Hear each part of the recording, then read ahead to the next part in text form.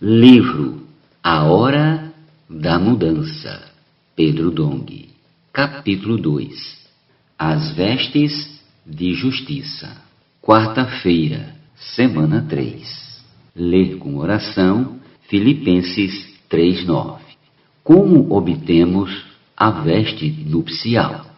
Se queremos participar das bodas do Cordeiro, precisamos da veste nupcial. Que veste é essa? São os atos de justiça que praticamos quando vivemos pela realidade, pela verdade. Quando temos a verdade dentro de nós, vivemos pela justiça. Aos Filipenses, Paulo disse: e ser achado nele, não tendo justiça própria, que procede de lei, senão a que é, mediante a fé em Cristo, a justiça que procede de Deus, baseada na fé. Filipenses 3:9. Podemos ser achados em Cristo, pois Ele é nossa vestimenta. Da mesma forma que Deus vê Cristo, Ele também nos vê. Não se trata apenas de fazer as coisas certas para ter justiça. Não. Antes precisamos ter Cristo como nossa primeira veste de justiça. Em seguida, temos de continuar vivendo pela fé, para ter a segunda veste de justiça, que também não está baseada em nós mesmos. Se a primeira veste não se baseou em nossas obras, a segunda veste também não se baseia meramente em nosso próprio esforço para fazer a obra. Ainda aos Filipenses, o apóstolo Paulo revela seu verdadeiro anelo para com Cristo. Filipenses capítulo 3, versículos do 10 ao 11. Se queremos ter a segunda veste, não basta ter conhecimento bíblico. A princípio, isso é fundamental. De fato, precisamos conhecer a Bíblia e a revelação que os livros espirituais nos trazem sobre ela, bem como que Deus nos revela nas reuniões da igreja por meio da palavra fundamental e da palavra profética. Isso tudo constitui a riqueza que Deus nos deu como graça. No entanto, seu objetivo ao nos conceder essa riqueza é que passemos por um processo em que ela se torne realidade em mim e em você. Precisamos conhecer mais a Cristo, conhecer mais sua morte e sua ressurreição. Em outras palavras, precisamos de provações, sofrimentos e tribulações. Por meio dessas situações, pouco a pouco, Deus sedimenta sua realidade em nós. Que essa palavra que temos recebido se torne nossa realidade. Isso não significa que devemos pedir a Deus por sofrimento. Todavia, devemos reconhecer que as tribulações que nos sobrevêm são para que conheçamos mais o Senhor, recebamos mais do próprio Deus como verdade dentro de nós, e assim tenhamos sua realidade. Não se trata simplesmente da palavra como doutrina, mas do próprio Deus sendo sedimentado em nós como ouro refinado pelo fogo. 1 Pedro 1:7.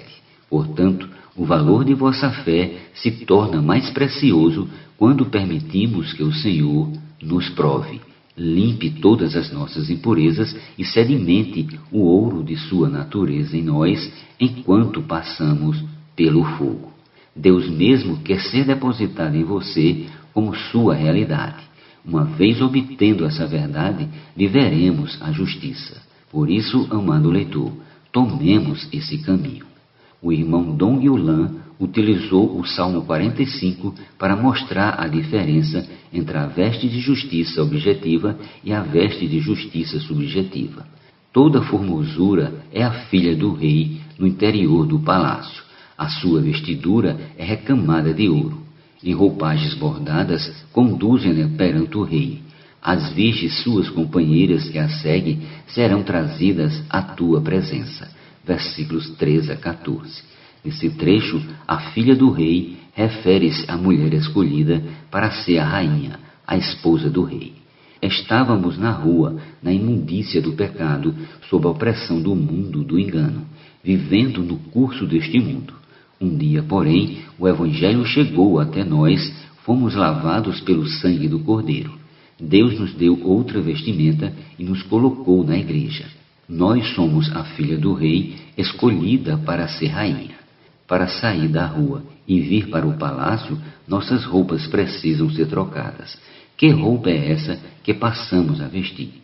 Uma roupa recamada de ouro, ou seja, o ouro é sua vestidura, que se refere ao aspecto exterior. A primeira veste é Cristo como nossa justiça objetiva. Cristo morreu e se tornou nossa justiça, o que nos possibilitou viver a vida da igreja. Assim podemos dizer que não estamos mais na rua, no mundo. Estamos na igreja, no palácio do rei. Apesar de ser algo maravilhoso, não ficaremos nessa condição para sempre. Estamos apenas sendo preparados para o dia do casamento. Qual noiva não pensa no dia do casamento?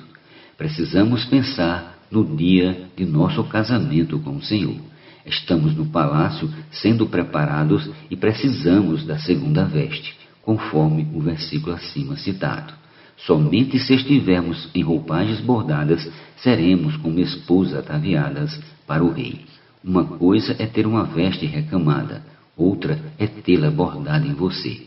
Uma coisa é vestir-se de Cristo como justiça objetiva, outra é Cristo tornar-se sua justiça no dia a dia, bordando esses fios de ouro em você. O aspecto da justiça subjetiva exige nossa cooperação. A ceia do Cordeiro, descrita em Mateus 22, é uma recompensa, um galardão para os que estão bordando as vestes. Se tivermos esta postura, certamente seremos bordados pelo Senhor. É uma questão de cooperar com Ele. Não só você está ansioso para casar-se, mas Cristo também está ansioso para preparar sua igreja a fim de casar-se com ela. Isso é o que Paulo mostra em Efésios. Maridos, amai vossa mulher, como também Cristo amou a igreja e a si mesmo se entregou por ela. Efésios 5:25. Cristo amou tanto a igreja que se entregou por ela, ou seja, por nós. Por isso Deus quer, por meio de Cristo, santificar-nos, isto é, colocar seu elemento santo, sua realidade e sua vida santa em nós. A palavra nos lava e nos purifica. Versículo 26.